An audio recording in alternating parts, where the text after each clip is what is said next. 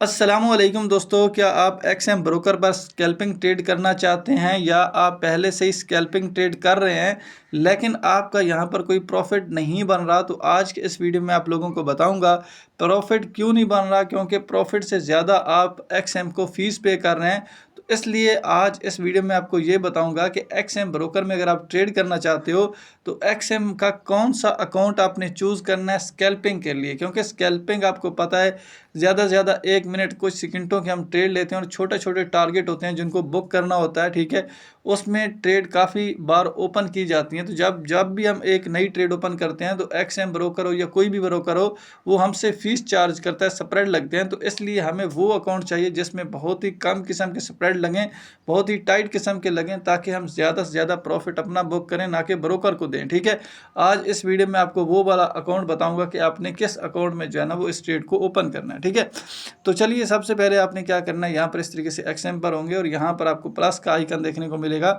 आपने इसके ऊपर एक बार क्लिक कर देना है, या आपको यहाँ पर ये जो अकाउंट्स का ऑप्शन देखने को मिलता है इसके ऊपर भी आप क्लिक कर सकते हो। ठीक है, जैसे ही आप क्लिक करोगे इस तरीके से ऑप्शन नज़र आ जाएगा। अब आपको यहाँ पर कंटिन्यू का ऑप्शन देखने को मिलता है, इसके ऊपर आपने एक बार क्लिक करना है।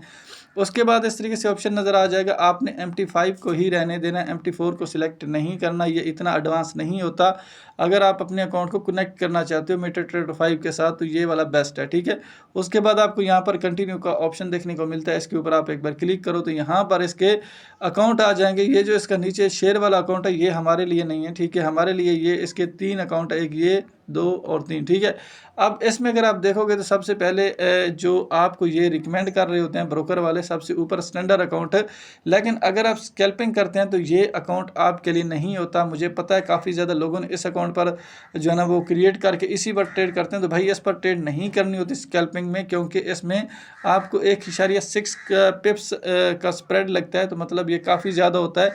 इसलिए अगर आप स्कैल्पिंग करते हैं तो आधी से ज़्यादा जो प्रॉफिट बनेगा वो तो आप इनको फीस में ही दे दोगे।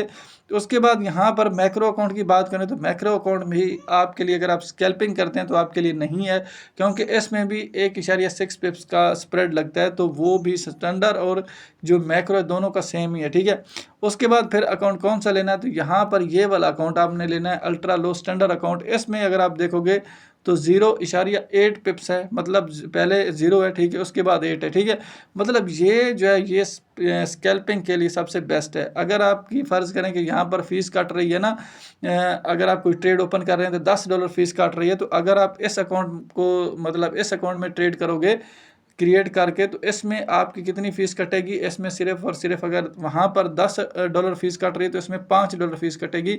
मतलब सीधी सीधी आधी डॉलर 50% जो है वो फीस कम हो जाएगी।